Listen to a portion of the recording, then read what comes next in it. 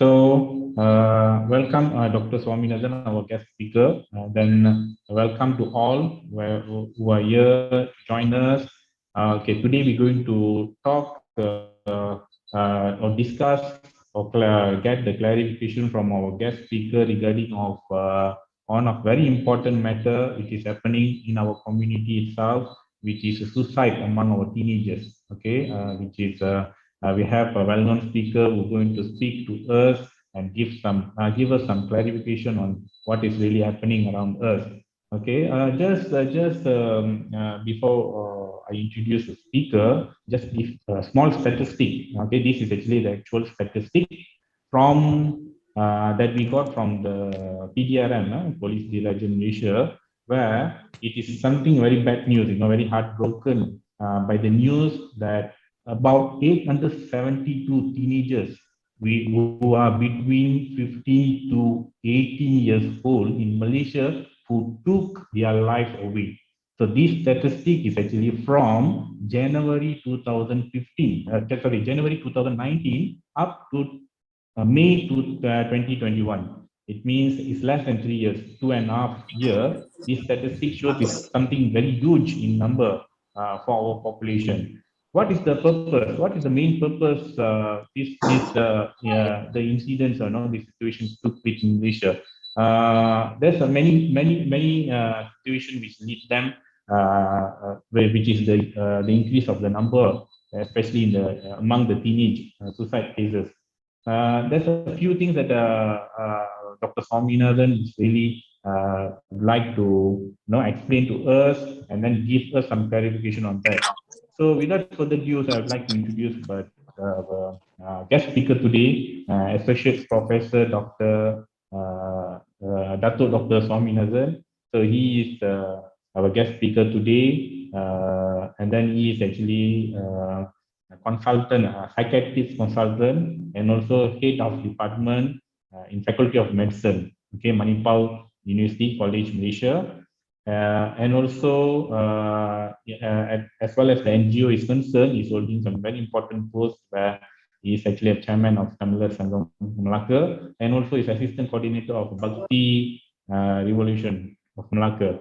Other than that, he used to conduct many awareness programs among us to give us the actual thing what is really happening among the community. So he's really glad for us to have him here, Dr. Swamenathan here with us.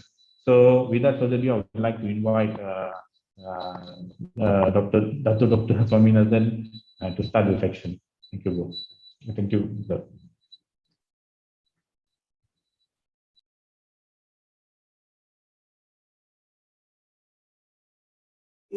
Can you all see the slides? Yes, doctor. Yes.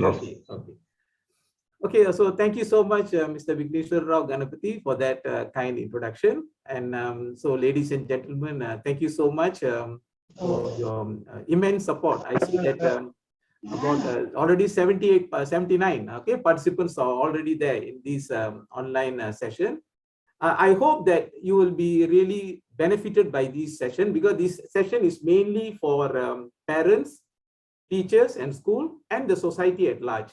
Okay, we are going to talk about how teen suicides can be prevented. Okay, because this is an increasing issue, so we are going to talk about that. Maybe that any youngsters in this forum may not be benefiting much, but I won't be talking about stress management in teenagers. But what are the factors contributing to teen suicides, and how we can overcome it? That's what I'll be talking. As I've already seen, 86 participants are here. I hope you'll be benefited by this session, because what worries me is a survey done in Singapore recently.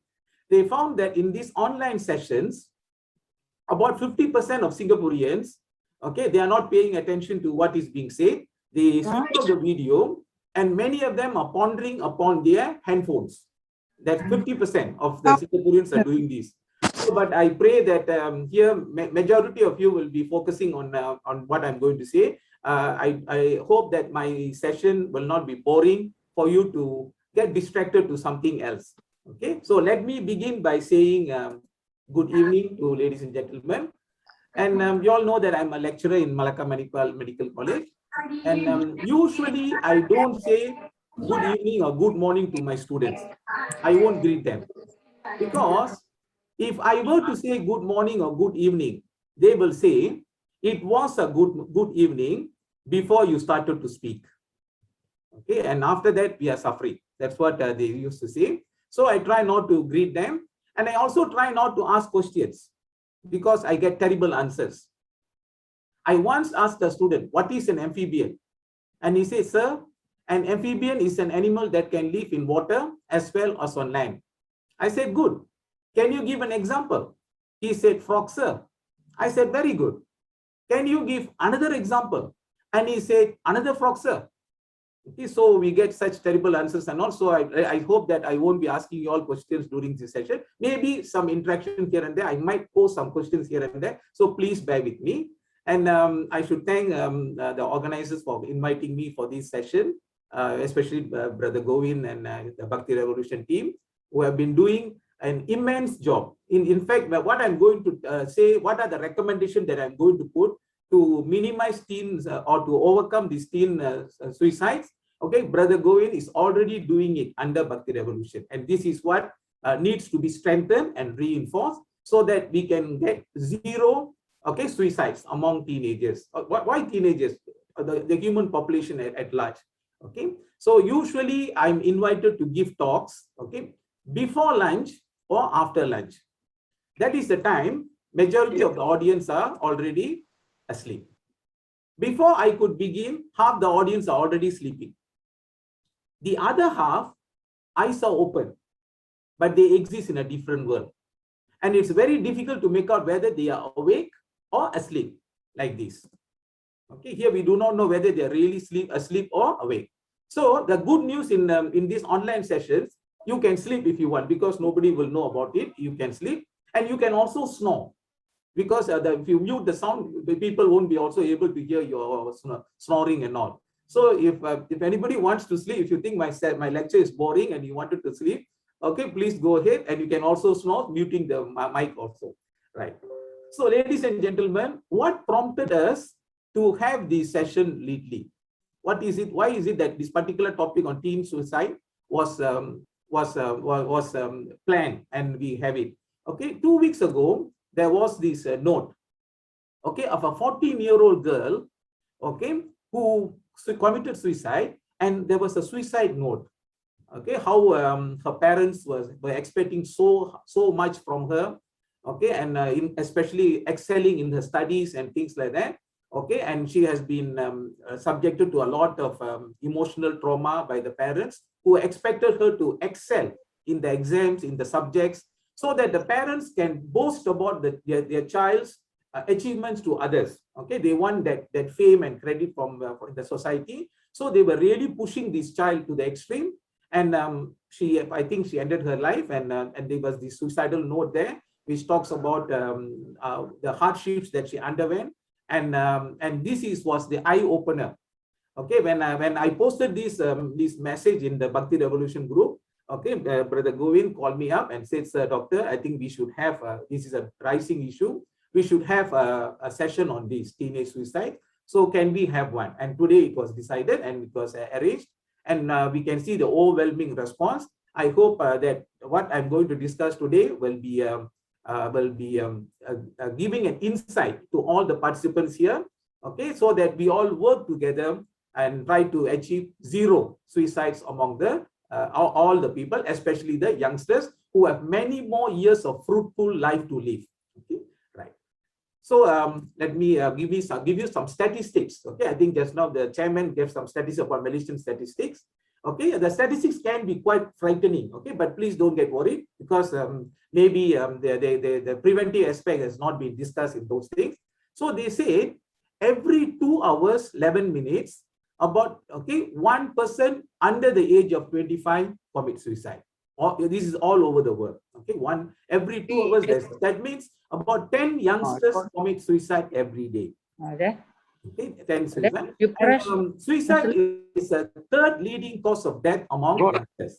But this is in United States. This is a United States figure, where suicide is the third leading cause. The first being road accidents.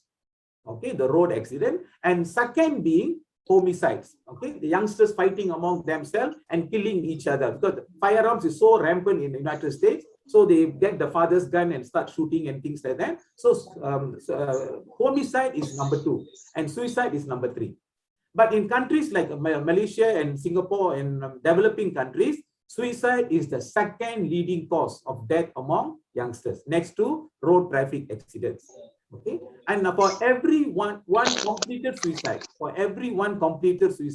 there can be many attempted suicide which has been foiled. Okay, that's also another thing. The only thing they did not successfully do it. There can be many attempted suicide, and then we can see that 1 in 7 students, okay, in the high school, they have considered suicide. 1 in 7, and 1 in 14 have even attempted suicide. Okay? And then another news is that 90% of those youngsters who commit suicide do suffer from a mental illness at the time of the suicide. And this mental illness could be treated, and suicide could have been prevented. Okay, what could have gone wrong? Either the patient is the child, the teenager is not brought for treatment, or the treatment given was not enough, and the child did not take the medicine properly. Okay, and there may be other factors that prevents the child from getting better. So they say 90% of these suicides could have been prevented if we have given the proper treatment. Then 10% of the suicides can be some other factors like out of anger, out of frustrations. Okay, and these are the things that can happen. Right. And a few more demographics. Okay, you can see that among the young suicides, okay, majority of them who commit suicide are between the age group of 15 to 19 years. Okay, 15 to 19 years. Among the 10 to 14 years, only about 15% commit suicide, but majority are in the range of 15 to 19 years. And when it comes to the sex, it is males. Males outnumber the female in suicide. Okay, so these are what we call as completed suicide. Okay, completed suicide is high among males. Okay, not female, but many female think about suicide. Okay, think about suicide and attempt suicide. It is high among female. But many of them could have been saved before they do it. So they fall under this category of attempted suicide. So, in fact, most countries in this world reports of more male suicide, more only including Malaysia, more males commit suicide compared to the female, with the exception of 1 or 2 countries. The most important country is China.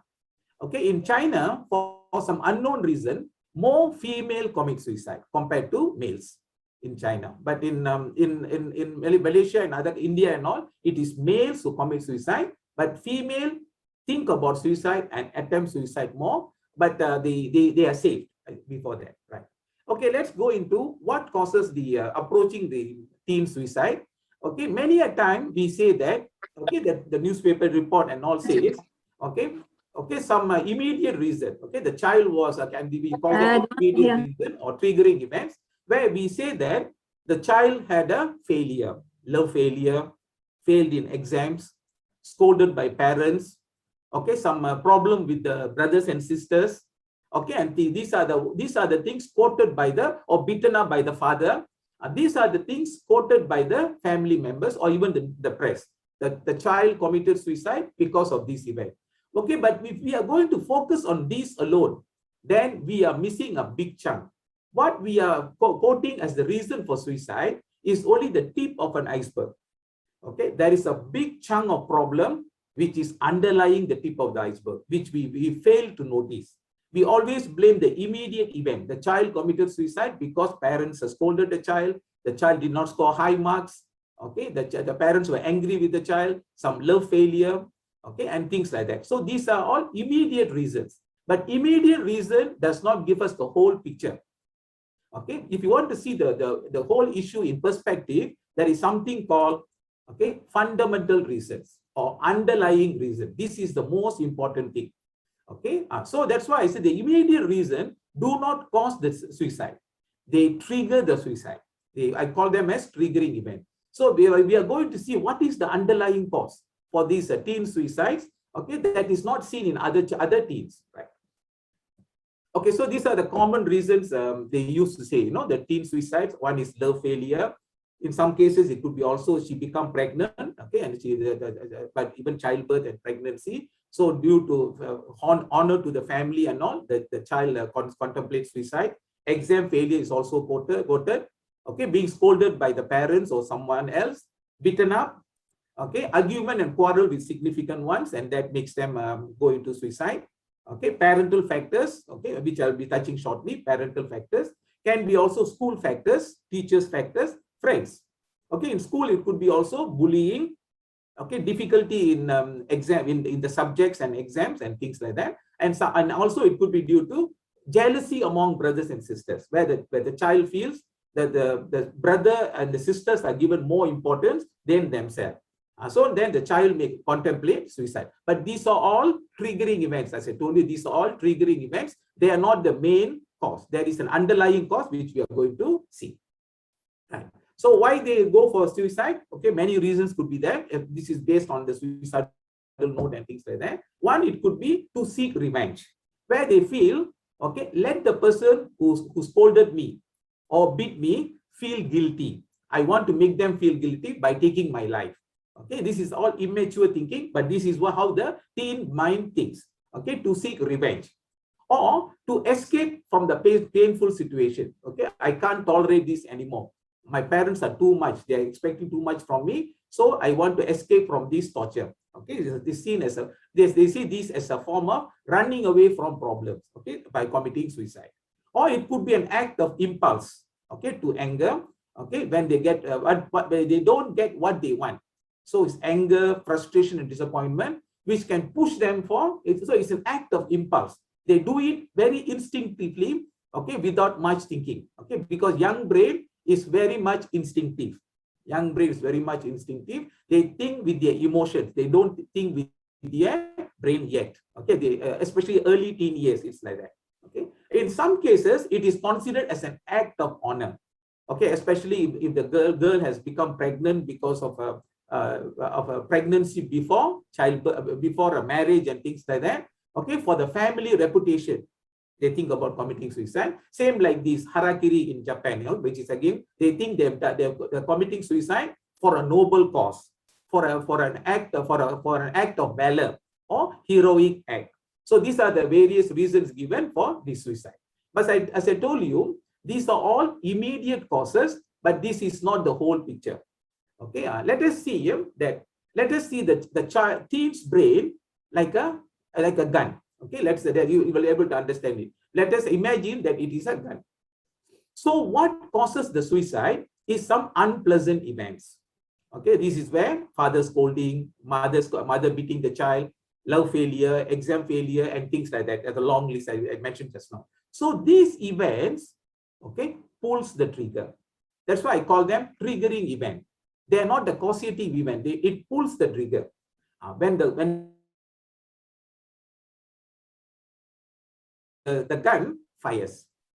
Okay, and that's how the suicide taking place. But for the gun to fire, there must be another component that must be there. That is the bullet. The bullet has to be there. If there is no bullet, the gun will not fire. Even the trigger is there. You pull.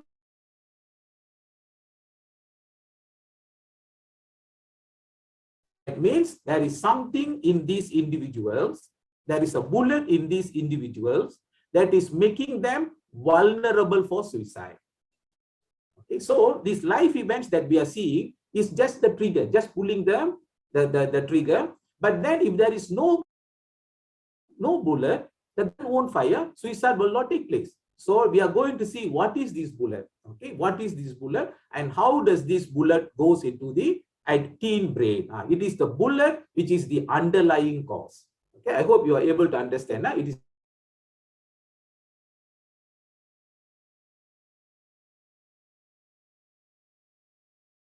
another example. Okay, you can see three individuals here. Okay, picture number 2, picture number 3, and picture number 4. All the three of them failed the exams. Okay, that's the stressor. The F is the failing the exam.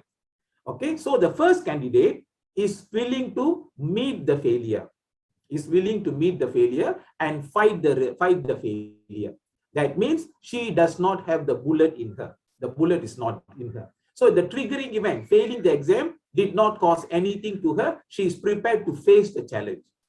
Okay. Second individual also does not have the bullet in her. She is willing to cope with the failure and then put up a fight to that event.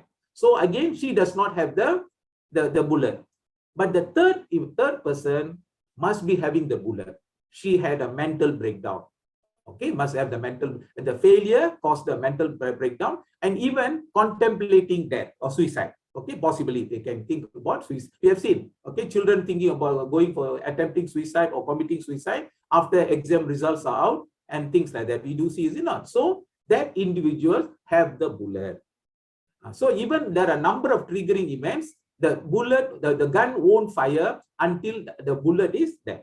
Okay, now we are going to see, I'm just keeping on talking about what is this bullet, what is this bullet. You will be wondering, what is this bullet actually? Okay, the bullet is the childhood experiences. Okay, it is the childhood painful experiences, childhood traumatic experiences. When the child is growing from infancy, okay, for infancy, the one infancy, toddler, after that preschool and school years, the 12 years of period. Okay, if the child is subject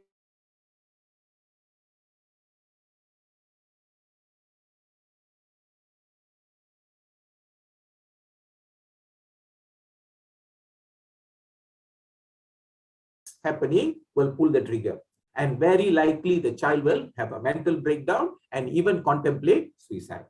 Okay, right. So let us talk about these childhood experiences. What are the factors contributing to childhood painful experiences? Okay, the most important factor is parenting. That's the most important factor. And what parenting? Unhealthy parenting. Okay, and I'm going to explain what do you mean by unhealthy parenting. Okay, right. So the first thing is, what are the components of unhealthy parenting? Okay, number one is unhappy family environment. Okay, the child is brought up in an unhappy family environment. Poverty can come in. Okay, there is no food. Okay, there is no basic needs, shelter. Okay, and clothing. Okay, food, shelter, clothing. Okay, no chance for education. Okay, poverty comes in, or frequent marital conflicts. Okay, father, mother fighting frequently, arguments, quarrels. Okay, parents getting separated. Okay, and then even domestic violence. Okay, where the child witnesses the mother beating up by the father. Okay, the arguments and all. And in some instances, even the child is a victim of those violence. Okay, so that children brought up by under unhappy family environment. So this is where the bullets are getting ready to be planted into the mind or the brain of the child. Next comes, okay, as a child subjected to child abuse. Okay, there are three types of child abuse. Physical abuse, okay, being beaten up. Okay, the child is being beaten up.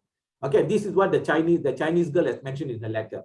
Okay, that she has been subjected to, okay, physical and emotional abuse. Second one is emotional abuse, where the child is always scolded. The child is insulted. Okay, no encouraging remarks. Okay, always ridiculing and embarrassing comments and criticism. That is called emotional abuse. Then the third abuse, which usually affects a female, will be sexual abuse. Okay, you'll be shocked. Okay, many young girls now, okay, that we come across have been subjected to sexual abuse in childhood, which either the parents don't know, or even when they know, they hush it up. They hush it up because they feel the family reputation will go away, or the perpetuator who is doing it may be a very important person in their family. Okay, and so these things can happen. So these things this can carry a long-lasting effect on the child. Okay, so subject to physical abuse, emotional abuse, sexual abuse. Okay, so as a child subjected to child abuse. Authoritative parenting. Okay, what we call as, okay, and another word, this is called jackfruit parenting. Okay, jackfruit parenting means, okay, parents who feel that the children must be disciplined. Okay, they should not be shown love and affection. Okay, they feel that they must always be strict with the children. Okay, so where parents who do not know the difference between, okay, showing love and pampering the child. They confuse both these concepts. Both are different. Okay, showing love is different and pampering is different. But parents confuse these two concepts. So they feel they must be strict with the child. So if you see the jackfruit, what you see is the horny and the rough skin, the thorny skin. There are sweet fruits inside, which you cannot see. So these are parents who always keep all the love within themselves. Never show it to the child, never praise the child, never appreciate the child, but always very strict with the child. Okay, so the child can only see this roughness. It cannot appreciate the sweet fruits inside. So the child takes it that the parents are not appreciating. Okay, the child did not get any positive remarks from the parent. This is called authoritative parenting, otherwise called, okay, a jackfruit parenting. Maybe in Malaysia you can use the word durian parenting. Okay, it's the same. Okay, then of course over competitive parents. Okay, where like the Chinese girl mentioned. Okay, where the parents want the children to excel in studies. Of course, no, we won't find that a mistake. Of course, any parents want their child to excel, but many fail to realize the limitation, which I will be touching shortly. Okay, we'll be seeing that. So they expect the child to excel, get good marks and things like that. And if the child is not achieving it, the child is ridiculed, embarrassed, threatened, and things like that. So this is over competitive parents. Okay. Expecting so much from the parent, from the children, without realizing their exact potentials. Okay. And the last one is substance use and criminality in parents. Okay, where parents themselves have gone for alcoholism, drug addiction, and frequently going to the prison and things like that. So what is going to happen? The children are neglected. And this is what we call as turtle type of parenting. Okay, turtle type of parenting. See, in a turtle, okay, it comes from the sea. It comes from the sea, goes to the shore, dig the sand, lay the eggs, and then it covers up with the sand, with the soil, and it goes back into the sea. Doesn't bother about the eggs. The eggs have to hatch by themselves, escape all the adversaries, okay, all the adversaries and dangers and all, and they have to hatch, and then they have to return to the sea safely. The parents don't care at all. These are the parents who don't care for the children at all, because they are busy most of the time drinking alcohol and criminal activities and going to the prison and all. This is otherwise called neglecting type of parenting. So children brought up all in these circumstances, they are subjected to, okay, the bullet is getting ready to be put into the gun. The bullet is getting ready to be put into the teen brain. Okay, okay, this is in the house. Okay, after that, there may be another protective factor. If that has been good, the child at least develops some skills, and that is school. Next, the child goes to the school. Okay, is the school going to be a safe environment for the child? Again, disappointment. Next comes education system that does not foster life skills. Okay, that is the thing. Okay, what the child did not get at home, can the child get it in school? Again, a big question mark. Is our education system that fosters life skills? Okay, many of us think that education means these are the factors. Okay, mastering various subjects. Okay, knowing everything. Okay, know who landed on the moon, first person to land on the moon, who built the Great Wall of China, what did Ashoka plant on the roadsides? All these they know, they should know. This is what education is all about nowadays to many parents. Okay, know everything. Okay, mug up everything and score high grades, get good marks. Okay, straight A's and things like that. Okay, go to university, get a degree, then get a suitable job with attractive salary. Parents are very happy. My child has studied so much. My child is good. My child has got a wonderful job and is earning. Okay, but then is this complete education? Many of us think this is education. Okay, if you see the definition of health, okay, when we say WHO says a definition of health has 3 components. Okay, you cannot be said you are healthy if anyone is missing. You are only said to be a healthy person if your body is healthy, your mind is healthy, and the society is healthy. Physical health, mental health, social health. So you must be having a healthy mind in a healthy body in a healthy society. Then only it's complete health. The same thing here. Education is not only getting high marks. Many of us think so. Okay, in Tamil, there is a proverb. The pumpkin in the book cannot be used for cooking. Okay, so this bookish knowledge is not enough for your life throughout. It is just one component of education, but there are also other two components of education. Now, what are the components of education?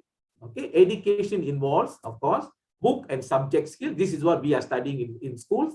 Okay, teachers teaching history, geography, and all those things. Okay, of course, tuition also we are learning. But this alone is not enough. This is only one component of education. Okay, there is another component of education, and that is called life skills. How to live meaningfully in this world. How to make sure that our life is worthwhile. How to handle problems in life. How to maintain relationship. Okay, how to control our emotions. This is what is called life skills. Okay, this is what otherwise called life skills. So this is this being taught in schools? Of course, the schools may some extracurricular activities and some other forum can be there. Okay, but these life skills are again learned from parents, then continue to learn in schools, and then we also learn it from society on our own initiative. Okay, this is what we call as life skills. I'll explain this also shortly. Then third comes, okay, religious skills. Okay, so book skills will give you IQ, intelligent quotient.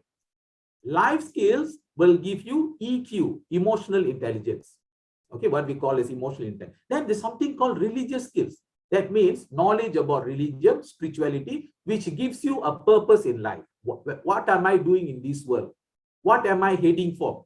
Okay, so this religious knowledge gives you a meaning in life and for the purpose of living, and also it will make you a disciplined man with human values and moral values.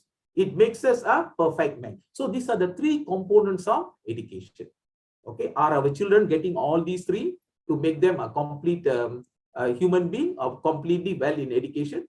There's a big question mark. Are we giving that? Okay, little bit on life skills. Let me tell you. Okay, what is the meaning of life skills according to WHO? Is the ability for adapting and positive behavior that enables individuals to deal effectively with the demands and challenges of everyday life.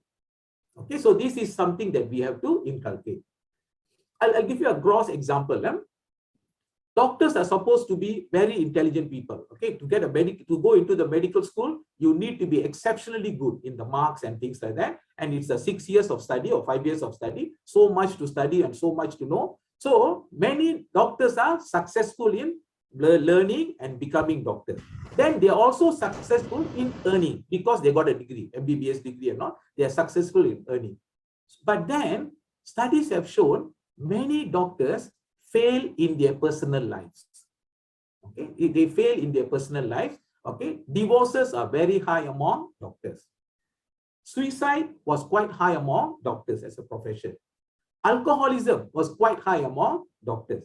So doctors who know how to study hard and earn and get a degree and become doctors, they have failed in their personal life.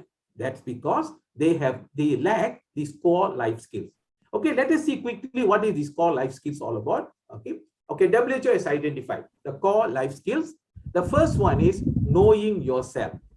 To what extent you have studied yourself. Okay, self-awareness, understanding yourself. I can't be describing all this in detail because the time is running. I'll just mention. Okay, self-awareness is number one. Effective communication, ability to communicate, talk with others, being assertive, conveying your messages and information clearly, comprehensively, assertively, and politely. Okay, you are able to communicate in an effective manner, effective communication. Managing relationship, ability to have stable and healthy relationship and long-lasting relationship. All these are skills that is important for us to have a meaningful life in this world. Okay, interpersonal relationship, empathy, understanding others. Number one is understanding yourself. Number four is understanding others. This is the four social skill. Then comes creative thinking. Okay, creative thinking means seeing issues from different perspectives. Okay, what others usually do, you don't follow that. You have some different skills. In other words, they say, thinking out of the box. And that is what we meant by creative thinking. Then critical thinking, analytic thinking, ability to see a problem in all depths, in all perspective. Okay, I would say that the Lord Muruga's veil is actually talking about critical thinking. Okay, your evaluations must be sharp, the top portion. Okay, it must be sharp. Then you must be able to evaluate broadly and widely. Okay, the middle part. Then the handle. Okay, and you should also evaluate deeply. Okay, so critical thinking involves analyzing a problem sharply, broadly and widely and deeply. Okay, this is another social skill that is important for the meaningful life in this world. Then ability to make decisions, sound decisions, and then also problem solving skills. Okay, and 5 and 6 will help you to handle 7 and 8. Decision making and problem solving will be the creative thinking and critical thinking will help. And then the two others will be coping with stress. This is what we talk about. Okay, that have ability to handle everyday problems in our life. Okay, stress is part of our life. We cannot run away from stress. Stress is unavoidable, but then stress can be handled. Stress can be managed. If you have all these skills, you can manage stress very well. Okay, and they used to say, if a person is happy, it doesn't mean he has no problems. Happiness is not free from problems. Happiness is dealing problems effectively. If you know how to handle problems, you are a happy person. It's not that you're free from problem, but you know how to handle problems. And number 10 is emotions. Okay, how do you handle your emotions, especially anger? Okay, anger management is another important aspect. Anger. When you are anxious, when you are depressed, even happiness, too much of happiness is dangerous. It can put you in trouble. Okay, so how do you handle your emotions? So these are the 10 core life skills. Okay, that's important for the second component of education. And then the third component is religious knowledge and religious skill. Then only we say the person can have a complete education. Complete education. Okay, I must tell you about this girl. Okay, many of you would have heard this. This girl's name is Anita. Okay, in Tamil Nadu, she was one of the top rank holders in Tamil Nadu in the +2 exams. Okay, at 10 plus 2 exam, she's one of the top. I think she got the third highest in Tamil Nadu. She wants to be a doctor, and she have sat for the NEET exam in India. To join medical college, you must sit for the NEET exam, which is one of the toughest exam. But she tried. Unfortunately, she failed. Okay, unfortunately, she failed, and over the next few days, she committed suicide. So Anita, who knows how to study, who knows how to score high marks, does not know how to face challenges. Okay. The education that she had did not help her at the time of difficulties. It did not. This is where our education system is failing. Okay, where we only groom the marks. We are only looking for the marks, but are they having the mental strength to deal with adversities? There's a big question mark, right? Okay. So the home environment have failed. Education also has failed to some extent. Okay, then what can, of course, then in addition to that, lack of religious skills. Okay, parents don't give, especially some parents don't give importance to religious aspects. For them, the child must attend tuition, must go to school, get marks. Okay, that's the thing. And I know in the Hindu Sangam, we have organized a lot of programs. The children don't attend, and the parents say, my child has no time. Okay, my child is busy with exams, my child is busy with tuitions and things like that. So in some parents, okay, religion is given least importance. Okay, and so all these will be affecting the child and things like that. Okay, so a child which has had a tough time at home and also not a beneficiary time in the schools, okay, will have a mentality, okay, the bullet has been put into the child's brain. And what are the features of this bullet? It makes the person emotional, easily gets angry, easily cries, and things like emotional. They are very impulsive. They think without acting. Okay, they have poor anger management. They get angry very easily, and they can even blurt out. They can show the anger in the form of aggressive behaviors. Okay, and the aggression can be directed to others, where they break things and punch people, or that aggression can be directed towards themselves. That is where suicide comes in. Okay, suicidal behavior is actually anger directed inwards. It's directed within them. Okay, and then they can have instinctive behaviors like sexual behaviors and all. They may get involved without thinking. Okay, they have very poor tolerance to failures, because the bullet is, these are the features of the bullet in them. Okay, poor tolerance to failures and frustration, and then they have unrealistic expectations. They want things to be done their way and things like that, and they cannot handle failures. They cannot they cannot handle frustrations and failure. Whatever they want, they will demand immediately.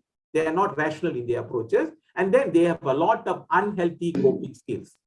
Okay, unhealthy coping skills, they may resort to drug abuse. Okay, and things like that. So this is going to be the brain of the teen. Okay, with the bullet put inside the brain. Okay, right. And then there are other factors that can flare up. Then once the child has such a mentality or such a characteristics, then what is going to happen? There are other factors in the environment or in this world that can fan that. Okay, pour oil to the fire. Okay, that other things can make it worse. Okay, what are these other things? Here comes movies. Okay, we always blame the movies. Okay, Tamil movies and all, suicides and all, and things like that. We blame them. To some extent, it is right. Okay, but then these Tamil movies and all, these movies that highlight suicide and all, they don't cause this suicidal ideation in all of us. All of us see movies, but it doesn't cause it in all of us. Only people having these bullets in their brain because of childhood experience, then movies and TV serials can have an impact.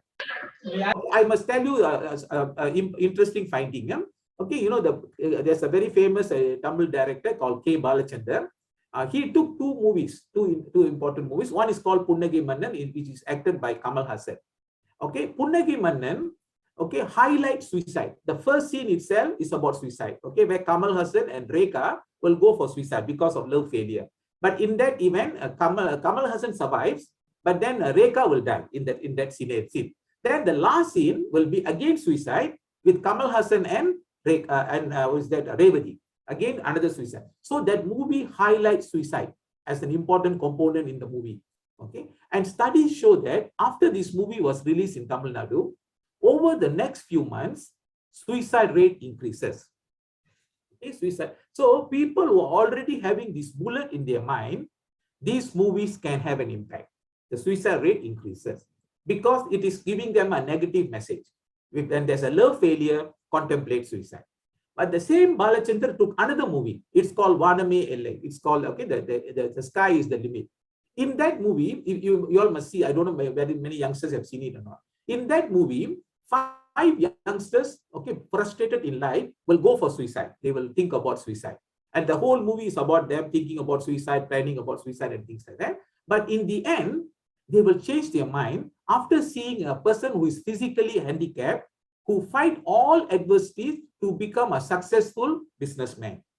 Okay, he says that in spite of my disabilities, I fought to become a successful businessman. And after seeing him, they learn a lesson that this life can be challenging. We have to face it. They give up the idea of committing suicide. So that the movie highlighted that the bad effects of suicide and how you must face the difficulties in life. After the movie is released, over the next few months, suicide rate in Tamil Nadu decreases. So these things can have an impact. It can have an impact. These movies can have an impact in those who are already having a troubled mind. In other words, who are already having the bullet in their brain. Okay. Then friends, of course, you know, these youngsters sometimes, okay, they take things very lightly. Okay, sometimes friends instigate them to commit suicide. That is also there. I don't know whether they're seriously saying or out of jokes or playfully saying it, but it can have an impact. Okay, to satisfy the friends, to be a hero among the friends, they will attempt suicide. And there was a very important case in Sarawak a few years ago. Okay, a Sarawakian girl, okay, she put in Instagram that she's fed up with life because of some personal house issues with the parents and all. Okay, she said she's contemplating suicide. So she wants the opinion of the friends. Okay, please tell me whether I should commit suicide or not. 69% says commit suicide. Okay, in the Instagram, 69% responded commit suicide. And she followed and she died. Because, okay, so again, friends can have a negative influence. Okay, of course, there are some characters of good friends, but these are friends who take it playfully and all, and telling their words, she committed suicide. Okay, then comes newspaper and internet. Okay, where any suicide is portrayed as an heroic act. Okay, you can see sometimes, and it comes in the headlines. Okay, all these can carry a negative impact, can blow the fire into a big flame into a big fire. Okay, okay, so and so successfully ended her life. Okay, they put it as it's a big success. Committing suicide is a success. Okay, all the sufferings ended by this person embracing death. See, these type of words can be very misleading to the. So these are newspapers and internet, which gives a very negative effect to the youngsters who are having that bullet in them.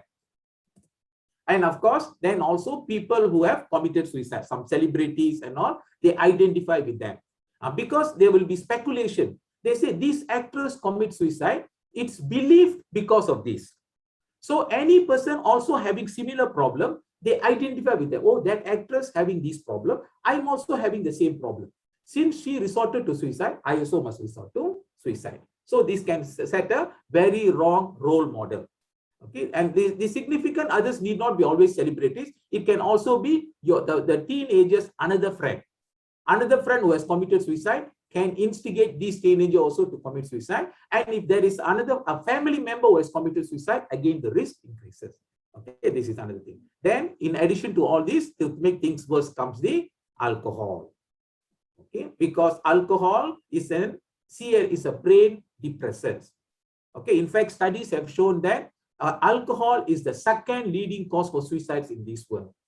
Okay, so if the person is already addicted to taking alcohol and all, and already having the bullet in his brain, then very high chance that they might go in for suicides. Okay, it is going to add on. It is not going to solve the problem. So that is why we are working towards a alcohol-free society.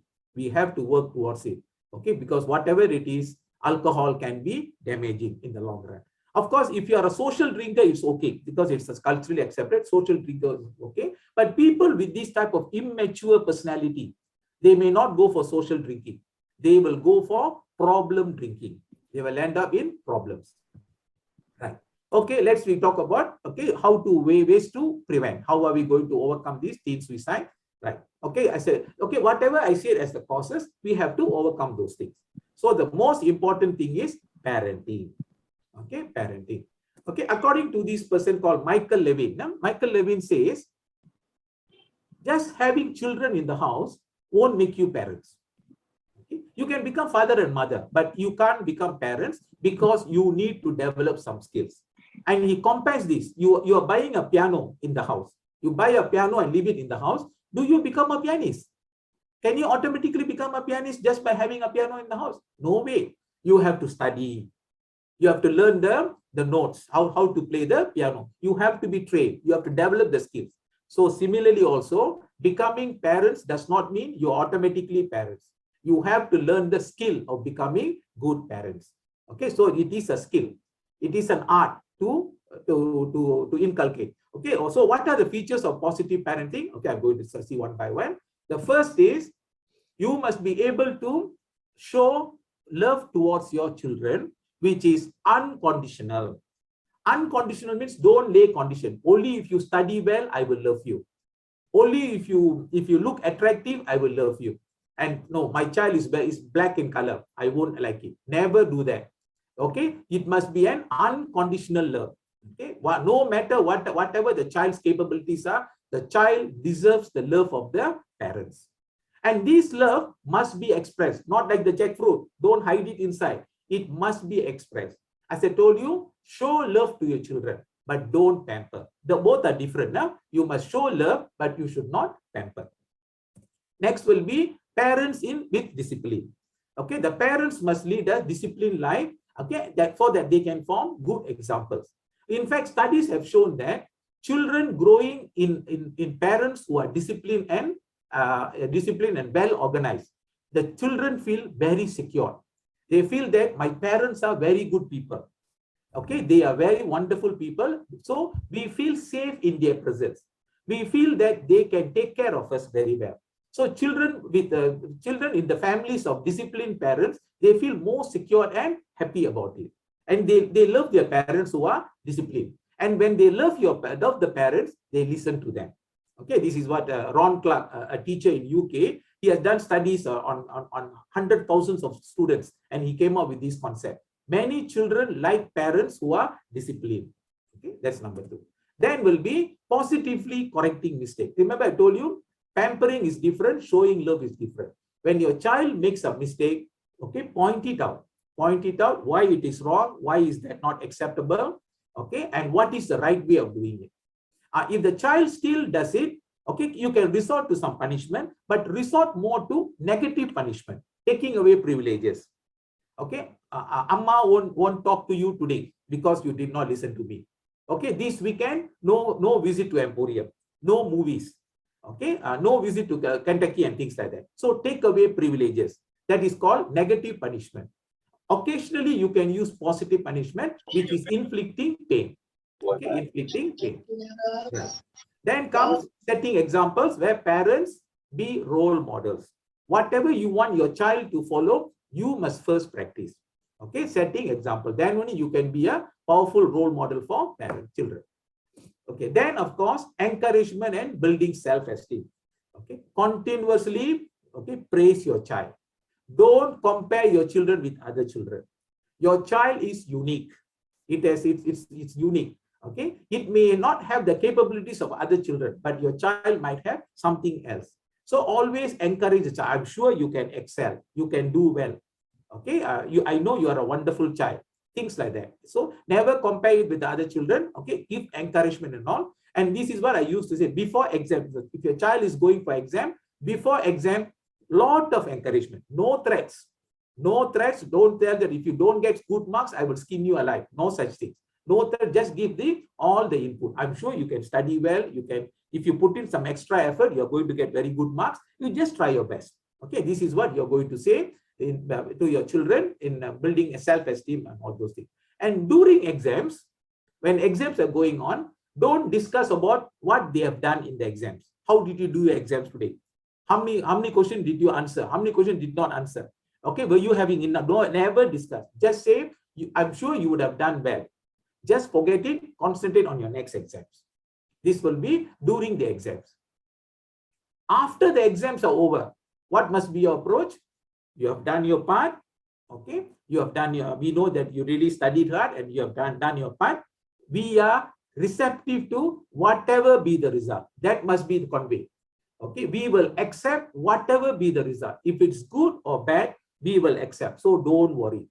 Don't worry. If you get good results, we will resort to plan A. If you don't get good result, we will resort to plan B. That's all. Okay, so never threat them. Never, don't ever do that. Because of that only, we are seeing quite a number of suicides after the results are published. Okay, then motivation in failures. Okay, help your children to deal with failures. Failure is again an integral part. We cannot run away from failures. So encourage your children to face failures. How to do that? Parents should encourage their children to participate in competitions, games, and sports. Let them face failures there. Okay, let them face failures, and then let them see how they bounce back from these failures. Okay, so you have to prepare your children to face failures in life, because it's never possible that life cannot be always be successful or not. So you must meet failures. Okay, motivation in failures and resilience. Okay, then lessons learned from failures. Okay, because failures also teaches a lot of things. It teaches us to be humble. It tells us that we are not all perfect. It tells us where we go wrong, that we have to change our approaches and strategies. Okay, so there's a lot of lessons to be learned from failures. So don't see it negatively. Okay, so help your children to face failures. Okay, and then create a happy home. Okay, Bertrand Russell, a philosopher, says happiness is absolutely essential to create the best type of human beings. So if you want your child to be a best human being, you must create a happy environment. Of course, you can have some disagreement. You may have some personal issues and all these things. But for the sake of your children, parents must be prepared to do sacrifice. Otherwise, your children is going to have a lot of problems in the days to come. Okay, and lastly, realistic expectations. That is, okay, accept we are all human beings. We all have weaknesses. Nobody is perfect. So our children also will have their weaknesses. So try to understand their strengths and weaknesses. Okay, don't push it upon them. Just let them try. Don't push it upon them and pressurize them like this Chinese girl who had their problem. They pressurized them. But of course, she was able to meet the expectation. Not all children are able to do that. We all have weaknesses. Okay, and so our children also will have. Okay, can I have a volunteer in this group, a small demonstration to say that we are all average people? Can I have a volunteer, please? Okay, Rosalind, I think you raised your hand. You want to do this, Rosalind? Rosalind, want to do Rosalind Leo? I see you raising your hand. Do you want to try this? Nobody want to. And can I have a volunteer, please? Hello? Yes, doctor. Okay, yeah. Good. Thank you so much. Okay, ma, read this statement and tell me how many F do you see? F. A, B, C, D, E, F. F. I have to read first, is it? Yeah, please. Okay. Finish files are the result. You can read it in your mind. No, you don't need to lay it out. Okay. Up to you. How many Fs are there? F do you see? Yes. Oh, okay. Any? Yeah, good. You have been very sportive. Only takes so long a time. Okay. How many F do you see? I see 6. Okay. You're good. You're good then. You're an exceptionally good. Okay, because many of them, I don't know what about the others in this group. Okay, many of them will see only 3F. Finished, that F. Files, that F. Scientific, that F. They will see only 3F. But I think you can see 6F because an average human brain cannot register the word off. Eyes will see, but it won't be registered. So you will just watch, you will just skip it. When I saw this the first time, I was only able to see 2F. But you are an exception. Rajan, you want to say something? Switched off already. Okay. So these many of them will say only 3F. Okay, Veli, you want to try one more mathematics? Okay, mental arithmetic, simple mental arithmetic. But I think you should be able to do that also. Okay, 1,000. Okay, 1,000 add 40. Add 40 mentally here. 1,000 add 40. Then. Okay, guys. Okay. Add another 1,000. Add 30. Add another 1,000. Add 20. Add another 1,000. Add 10. Answer? 5,000. 5,000. Okay. Okay. Now you I catch you already. Easy for me now. Okay. Now you write down and see. The answer is not 5,000. Answer will be 4,100. Okay. Okay. See, this is our weakness. All of us are average human beings. So our children also will have the same problem. So don't expect much from them. Understand their weaknesses. Okay. And Albert Einstein has beautifully said, everybody is a genius.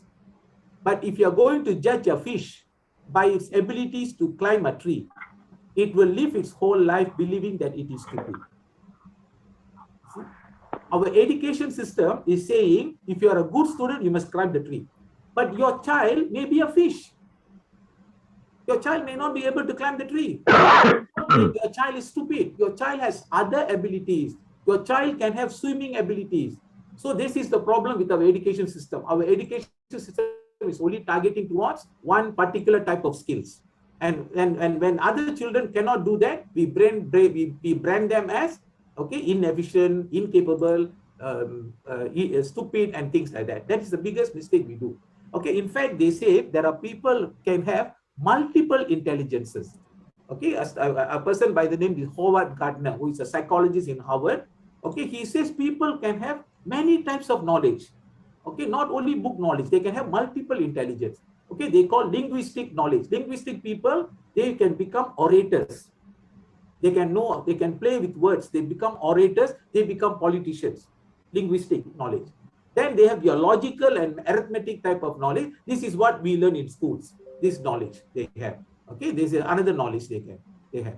Then the third one is called the nature's knowledge. Okay, where people love nature and they become nature lovers, wildlife preservers, and all those things, and agriculturists. These people nature intelligent. Then spatial intelligence. These people can create designs. Okay, so they become construction workers, engineers, and things like that.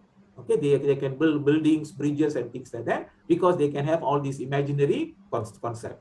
Then bodily kinesthetic, these people become bodybuilders, sportsmen, okay, and all these aesthetic and things like that. Okay, they give importance to their body. That is another intelligence. Then musical intelligence, they become artists, okay, playback singers, dancers, and things like that, music and all those things. Then interpersonal, handling relationship, they are good in that. These people become counselors, psychologists, and things like that. Then the last one is called intrapersonal, people who study themselves, understand what is inside them. These people become sages, philosophers, okay, priests, religious leaders. Now, so they say there are people with multiple intelligence. So your child is not doing well in school doesn't mean your child is an unintelligent child. So we should be able to accept the other potential in our children, right? Okay, then comes the education system. The teacher's role is very important. It's not only teaching them. The teacher's role is not only teaching them to develop a career in their life. No, they should also be interested in their characteristics and their calibers. They should be. As a teacher, they should be able to pick up the skills in the children. Okay, and if the child is not good in the one form of education and all, they should discuss with the children, with the parents and all, what is good for the child in the days to come. Okay, over time. So they should also look into these activities, and then a lot of extracurricular activities which can also foster life skills. Okay, as I told you, the 10 life skills. Huh? Okay, right. Okay, I think yesterday was the Teachers' Day in India. Okay, because the Teachers' Day in India falls on the former President of India, Dr. Radhakrishnan's birthday. So yesterday was his birthday, so it was a Teachers' Day there. So teachers have a very noble profession. They don't shape only the future of the individual, but they also shape the character and caliber. Okay, I think we will move a bit faster. Then also encourage the children to participate in this religious, cultural, and arts. Okay, there is a field in neurology. Okay, there's a Harvard College, Harvard University. There's a field in neurology which talks about neuroaesthetics. Neuroaesthetics means individuals participating in cultural events, songs, music, dance, and things like that. So they found that, and also religious activities, that this individual, the brain is in a calm state. It's in a state of meditation. Okay, very similar to meditation. So it does modify your stress level. Stress level goes down. There is increase in this theta activity and all. So again, parents, I request, encourage your children to participate in games, in cultural events and sport, in dance and all those things of their choice. It will definitely make them refined people. All these are going to modify that bullet that has been put into their brain. Okay, so again, it is said that education is not making a doctor or engineer. Education is preparing the child of today to become the man of tomorrow with human values and all. Again, Swami Vivekananda have said, what is a good education? Okay, education is, we want education by which character is formed. Strength of mind is increased. The intellect is expanded, and by which one can stand on one's feet. That is the complete education. And as I told you, this is possible by the 3 types of education. Okay, book education, core life skills, and religious skills. Okay, and then also these medias must be very responsible. They should not be making use of these youngsters' mind. Okay, this newspaper and all must not sensationalize. Don't say that the person successfully commits suicide. There's no success there. Just commit suicide. That's all. They should not highlight it. Okay, in fact, the media, there's a guideline how to report suicide. They have to follow that. Okay, but many of them don't do it. They just sensationalize the issue. They put in front page with photos and all, and they even put speculation. It is believed that she had a love failure. Belief. See, this type of speculations are very dangerous. Okay, a responsible news journalist should not be doing all these things. Right. And of course, say no to alcohol, because this is going to add on, okay, to their sufferings and misery. Right. Okay, coming to society. Okay, now we were talking about the parents' role, school role. Next is society. What is the society's role? Okay, awareness programs. Okay, they must create awareness in the society about mental health, stress management, anger management, healthy lifestyle, identifying mental illness, positive parenting, and religious activities. And I'm very happy that, okay, Brother Govind's Bhakti Revolution is doing this in a very exemplifying manner. It's okay, they are already having these mentor-mentee programs for the youngsters, okay, religious activities for the children and adolescents, they're already having. Also, they are already on this path. Okay, and many NGOs and other society must also participate. Okay, and of course, as I said, drug is going to be an additional factor. Okay, the society must aspire to create a drug-free society. And then also the society must be aware of help services. Where can a person, okay, needing help go? What are the professional help that is available? So this is the role of society, okay, which will supplement to the parents and the teachers' efforts. Right. Okay, so who are those teens at risk? So which teens might need extra care and extra attention? Okay, the most important is teens who have attempted suicide before. They are quite at high risk. Teens who are taking drugs, teens who are having some physical deformity, okay, blind or handicapped, and maybe by birth, and others are making fun of them and things like that. They are then losing a family member, or a friend by suicide. They all at risk. Okay, and then also bullying in school. If their ongoing bullying is there, they have to put a stop, because they stand a high risk for suicide. Then I told you, even teens can have mental problems. Okay, if they're already having a mental illness, they have to be given extra precautions and care. Okay, and if there is someone, the beloved person dying lately in the family, the risk increases. And then access to harmful means. This is more in the United States, where the gun is a common household item. So many teens can get the father's gun or something like that and use that to kill themselves. Okay, so access to harmful things. And then if there's an ongoing relationship problem, especially parent-child. Okay, parent-child problem is there. These children need some extra care. Okay, because these are the teens at risk. Okay, when a teen is planning to commit suicide, there can be some warning signs. There can be. It's very unlikely that there is no warning sign at all, but many a time we fail to pick it up. Okay, so never ignore a suicidal threat.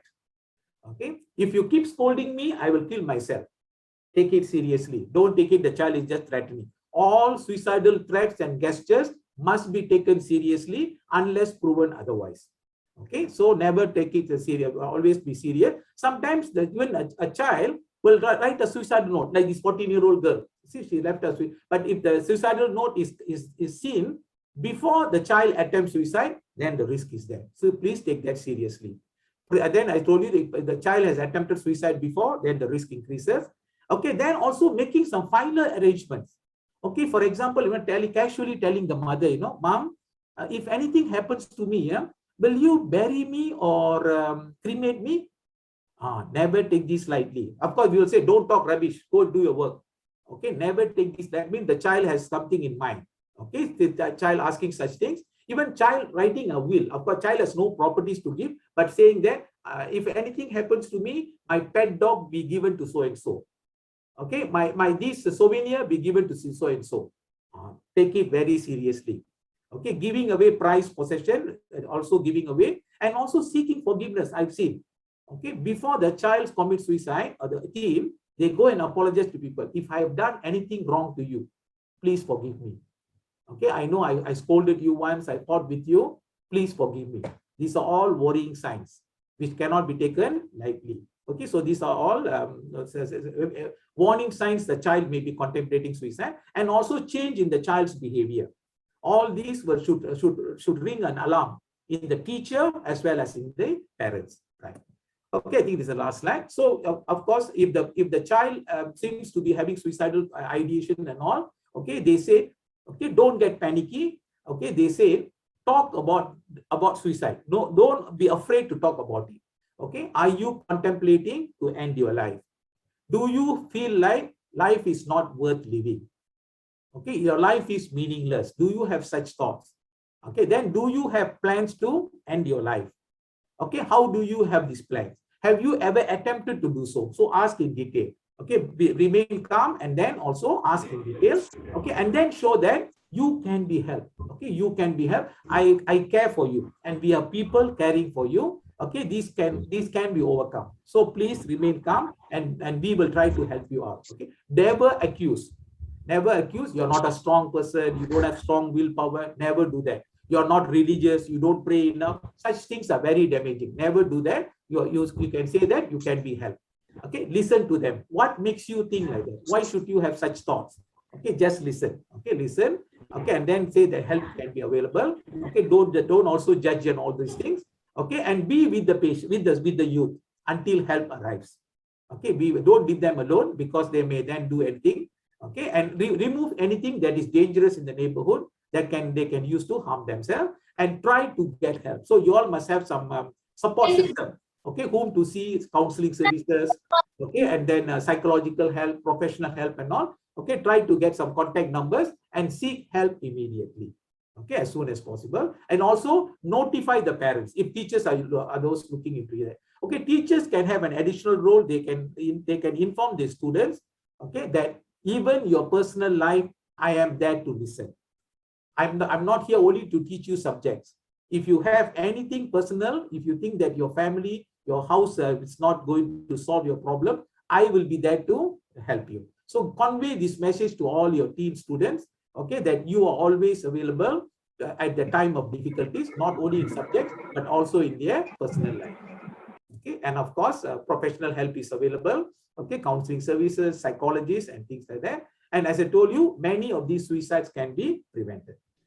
Okay, last slide, I think. So, ladies and gentlemen, okay, dealing with teenage suicide, okay, is a responsibility not only of the parents and the school, but also community at large. Okay, this is what Bhakti Revolution is doing, okay, in a very big manner. Okay, and this attitude must be there for all NGOs. Okay, if we want to have a zero suicides among the teens, we have to do that. And by these combined approaches and responsible parenting, and also responsible teaching in the school and all, with community participation, we can grossly or very largely reduce the suicides. And okay, as I told you that again, we go back to the same slide. Okay, this talk was created because of the this child's thing. So I dedicate my presentation to this angel who has been an eye-opener for many of us. Okay, for many of us, and I hope she will be the root behind the happiness of future teens in this world or in this country. Thank you so much. Sorry, I think I've taken quite some of your time. Myself. Thank you so much, Doctor, for highlighting very important points, which is all of us needed, not only parents, teachers, and also we as a person who are living in this community, where what kind of awareness that we can bring to each one of them. So there's a few important points that I would like to highlight here, which is it has been already discussed by Dr. Swamenathan. First thing is actually regarding of the bullet. That's actually a very interesting point, which is all of us need to take very serious, because all this bullet is being accumulated by all of our teenagers from so long. They only waiting to trigger the gun. So that's actually the point where we as a person who are living in this community, we need to create such as a great awareness talk to all the teenagers that we have over here in order for us to bring them back in a right direction. Thank you so much, Dr. Swamenathan, for being highlighted a very good important point.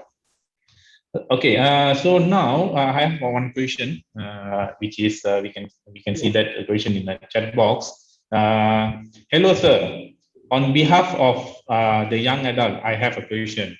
Does these parenting tips, it means whatever that you have shared here, also apply to the parents of young adult, especially from the age of 20 to 27? Okay, some parents can be really toxic.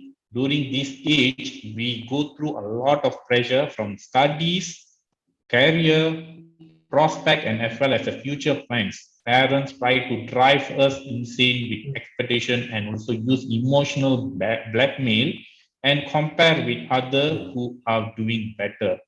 What do you have to say about this? Is that any advice for the parents of young adult? Right. Okay. They always feel we are old enough, but honestly, we are also crying for help, attention from inside. Thank you. Okay, thank you. So I saw that question also. You see, parenting must grow. Okay, parenting must grow as the child is growing. It cannot be static. It's not the same throughout. It must grow. So in an adult, in an early adulthood, about 20 and above, okay, the child has the adult have his own independent way of thinking. He has his own likes and dislikes and some career development and all. So it is appropriate that the parents, okay, role must be limited in those situations. Okay, so it cannot be the same throughout. It cannot be the same because you must also allow your child to grow. Your child must make decisions. Your child must develop the skills. What is important for the child? If you are going to interfere in everything, then you are preventing the child's ego to develop. The child's ego cannot develop. Ego means functioning independently. Okay, making decisions on their own, taking into consideration their strengths, weaknesses, likes, dislikes. They can make. So as a good parent, if you have brought up your child very well, you must trust your children. Okay? I have brought up my child very well from birth until the age of 20 years. So it is time for my child to stand on his feet. So let him face the life on his own. So let me not interfere in everything. Let me not interfere in everything. Let them make decisions on their own. Okay, and so by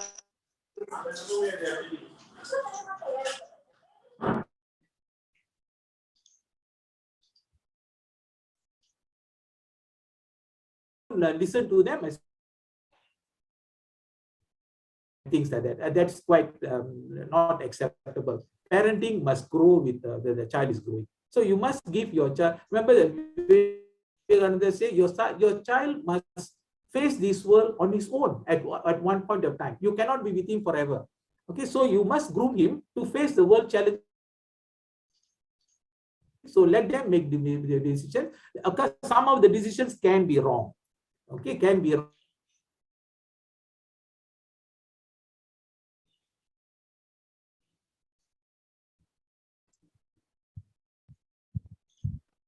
So I think there's some problem with the connection. So while waiting for Sorry. I think there was yes. I think some was a break. Is it? Very sorry about it. Okay. Yeah, I think my connectivity is back. Okay, can you all hear? Yeah. Can. Can I think there's a bit of disruption. Okay. So they must be allowed. Some of their mistakes, some of them their decisions can be wrong. Okay, but don't blame them for it. Don't blame them for it. Then when things go wrong, maybe see whether you can help them to fight back from these failures. Our children must learn to deal with failures. Am I audible?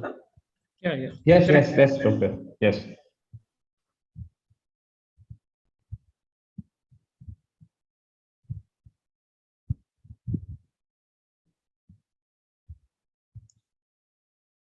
Any other questions?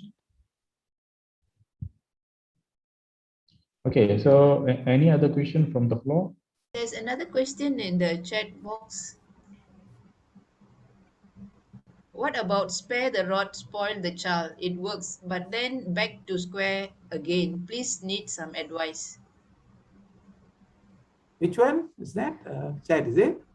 In the chat group, yeah. In the chat. under Suganti Narayanan.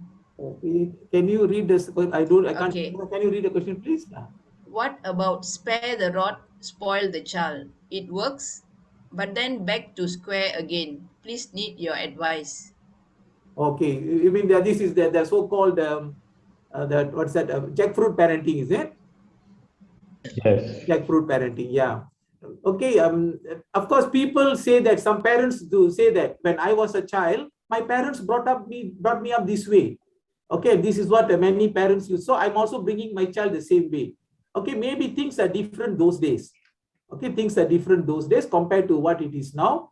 Okay, and we do not know that whether all that strict parenting was really helpful in all cases. There can be one or two exceptions where the strict parenting works, but in the long run, is that going to work or not? We are not sure. Okay, and there was no systematic study on whether that strict parenting always helped. I was talking about the different types of parenting. Okay, they said the best form of parenting is called rose plant parenting. Okay, rose plant parenting, where in the rose plant, you can see beautiful flowers. You can also see thorns. Both can be seen. So the child, okay, the child can appreciate that, okay, that whenever I make a mistake, my parents will prick me like a thorn. But at the same time, they also don't fail to show me affection and love, such as the beautiful flowers. Both the child can see. Okay, so it's just one way, may not be helpful in the current situation. Okay, maybe 50, 60 years ago, when there was no internet, no communication issues and all those things, maybe it worked but again, whether it worked 100% or not, I won't say that it's really effective or not. Yes, but not in the present day, because remember, they're talking about the new generation as the Generation Z. The children born in 1990s are Generation Y, and those born after 2000 are Generation Z.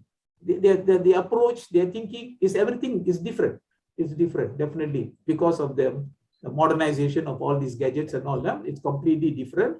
So we should change according to these requirements. Yes. Okay. Thank you, doctor. So, any questions? Any question? Or you can unmute yourself to ask our doctor here. Any concerns or anything that you would somebody like to is saying clarify? parents also need to educate themselves with other issues like drugs and alcohol. Of course, yes. They are the most powerful role models. Yes. Okay. If a father doesn't drink, very less chances the son starts drinking. True. It's very important. True. Very important. Even in my family, I can tell you, my father doesn't drink. Okay, my father doesn't drink. So we were 3 sons in our family. All 3 of us never take alcohol. Okay, even in medical college days, I was compelled to take alcohol. My friends told me, "Come on, Dr. Nathan, for friendship's sake, why don't you drink?" You know what's the answer I told them?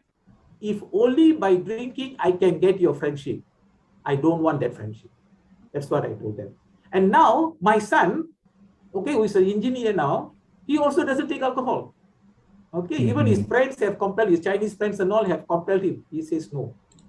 So definitely parents can have a powerful influence on. That's why I say, if parents are disciplined, your children will love you, your children will listen to you. Okay, doctor. Please. Doctor, there's another thing based on the current situation which is currently happening due to this pandemic, lockdown, and all those things, right? You see, it means all the teenagers now, they urge to stay at home and away from the friends and their loved one, and then they are away from the schools, and also they are away from the learning, which is the socialization milestone, which is very important at this very crucial at this time of their life. So what kind of the advice we as adults, or so those who are living in this community with, that we can give to these teenagers who are really stressed with all this, the current situation which is happening? Yeah, this is the youngsters very much, even I think adults are very much affected by this pandemic. The normal life has been completely changed. So people who have become these socializers and all, they find this very difficult to adapt. And especially the middle age group are facing a lot of difficulties, and suicides and things like that are quite worrying, worrying. And even I think now they were saying about suicides are quite high even among the Malays.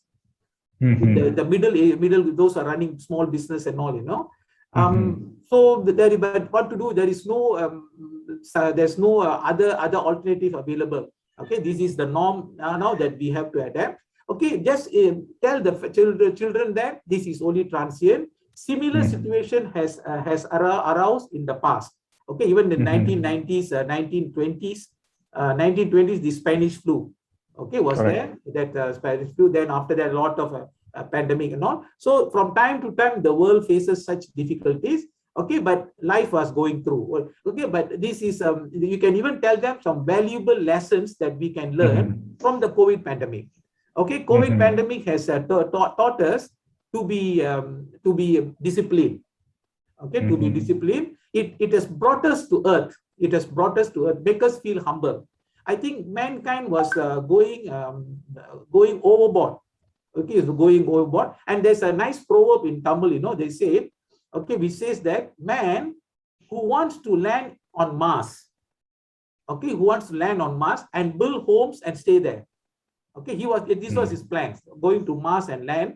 Okay, but in his lung, the virus has landed and start building nest.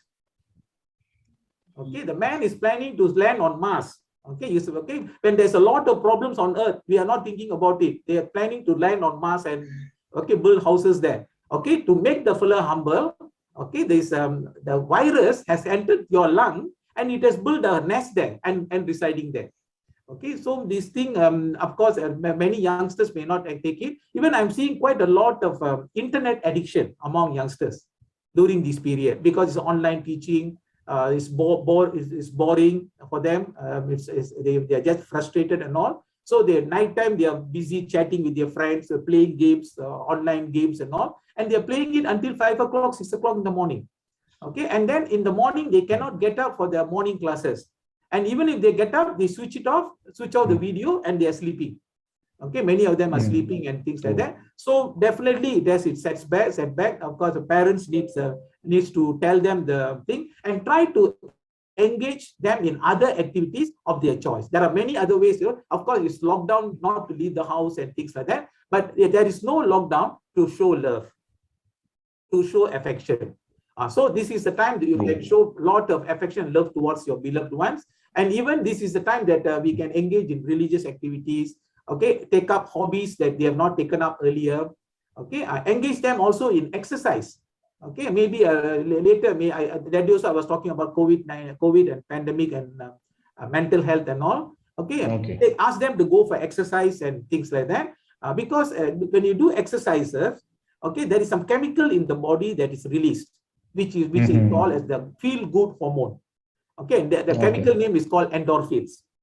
Okay, these endorphins make you feel good, make them feel relaxed. And today also, before this talk, I went for my walk and came back. Okay, and that will make me feel good. Okay, so many things like that. And of course, if something is worrying and the child is not listening to the parents, please seek help. Maybe a third party must come in. Okay, parent-child alone cannot solve the crisis. Then get to see a counselor or a mental health professional and get help. Yes. Thank you so much, Dr. Swamenathan, for the wonderful sharing. Thanks. It's really informative. I really hope all of us here, we have parents, we have a teen youth, we have young adults, we have all sort of category who joined the call today. I really hope all of them really benefit. Are you all able to appreciate the concept of that bullet and the gun and all? Yeah. That's really informative. Really informative. That's actually the important point that all of us need to be really well aware. But what will be triggered then? If only the bullet part of it has been well taken care of. Yes. Okay. These are call it as a predisposing factor. Making the child, the teen vulnerable for all these things. True. Okay, so we are coming towards the end of the section now. So before, thank you so much again, Dr. Swamenathan, for I see sharing. a lot of well-known people are here like Nachi and all. Is there any comments? I show Dr. Nachi picture there, Any comments? I think I'm sure they can. Any also comments from Dr. Nachi? Okay, this one or two things. I think a wonderful talk. Thank you very much, Dr. Swamenathan. I think it's a very timely, and especially now the situation is so bad. People are stressed out, and as much as children, children always like to release energy. They like to play. They are very sociable, more than I think adults. The schools, they quickly group together, they play and so on. So they miss all that. So whatever pent up emotions, all with them. Whenever they are, and what we found was, I'm also in the PIBG. What we found was the people who are very quiet and isolated, secluded, are very vulnerable. They don't talk. We don't know what is happening. Okay, they keep quiet and so on. A very interesting thing that Dr. Swamenathan said we are talking about suicide and the cultural and social influences. The Malays, as he said, even them, they are coming. I mean, they have gone through the point. Normally in Malaysia, Malays have got the lowest suicidal, and you'll be surprised or not surprised, Indians are the highest. Okay, all I think consistently having this. There is some problem. Okay, it could be culture, partly culture. I'm not telling you exclusively. Avamanan thangama tharkol pannita. I mean, they think that the mano, that is very important. Kaveri man parambarela. Appadinu sollite, they think that it's an honor to commit suicide. So it is not a negative. They've been portrayed almost like it is a positive thing. I think we need to change that attitude. It's very important. That's number one. Number two, the other thing that what we, of course, we can't do home behavior like what Dr. Swamenathan said about alcohol and so on, and disruptive family. There's no support, all these people are not going to support. They may be single parents and so on, and they've got no friends, they're secluded. So these are the ones like bullets, what he said, which drive them. The other thing is that I think all of us, because we are talking about here, some of us are leaders here, all of us have got a responsibility in preventing this, each one of us. See, when I was in the overseas, every college will have posters everywhere. Are you depressed? Are you having problems with your studies? Do you have interpersonal relationship problems? Are you pregnant? Are you this? Are you that? Do you have a drug problem? Please contact this number. Please contact this number and so on. Here, we hardly see, because we have got a negative connotation. Oh, if you have to go there, means you are a bad kind of thing, So I think we leaders, we need to bring this up more often. Of course, we have like befrienders in Malaysia, for example. How many children know the number of befrienders? We don't know. Okay, because since they are secluded, they can't talk to their parents. They have to talk to somebody. I think as the leaders, we could start maybe at least in Melaka state. I think we can start some sort of like befrienders in Melaka or support group. Okay, this is something I'm just telling to Brother Govind. I don't know how we can form it. I think it's very important, and then it is a great service. Okay, for these people who are mentally tormented, don't know what to do, die or not. They want to execute the suicidal thoughts or not. We don't know, is it? So these are the people we can help them. It will be, I think, very useful, because all leaders who are able to make a change is there. I think it's another factor. And I think like Sai Baba, when you're talking about it, or any other things, music is one of the things you brought about music. Okay, in fact, all over the world, music therapy or music psychotherapy is one form of therapy. Okay, in Malaysia, I think the last 20 years or so, we have got music therapists who are board certified from I think USA. They have started and so on. So the things that whatever activity, whether it's fun or games or music has got just a calming effect and so on. I think these are the ones which I just want to bring, whether as a society, as a leaders in the society, okay, maybe spearheaded by Dr. Swamenathan, we could have a group of people who could, where these youngsters can get help. Right. True. Agreed. Yes, Thank you. Okay. Thank you, Dr. Nachi, for the sharing. So thank you so much. And then I think we are running out of time. Thank you so much, Brother Dr. Swamenathan, again for your wonderful sharing. So before we close the section today, I would like to invite Brother Govin, our Center Chairman of SSBC Melaka, to just give a closing remark. Thank you. Om Sai Ram, thank you. On behalf of Satya Sabha Center Melaka, I would like to thank each and everyone who participated in today's very important topic, and also today's speaker, Dr. Swamenathan, a good friend of mine, and also Dr. Nachiappan from Manipal. Also, I call them friends because we are working together in every projects. So, and also not forgetting our host, Brother Vignesh, Brother Arvind, and also Brother Vimalan, who coordinated dry run yesterday and today to make sure that YouTube goes well and all. Thank you so much for everyone. Sai Ram.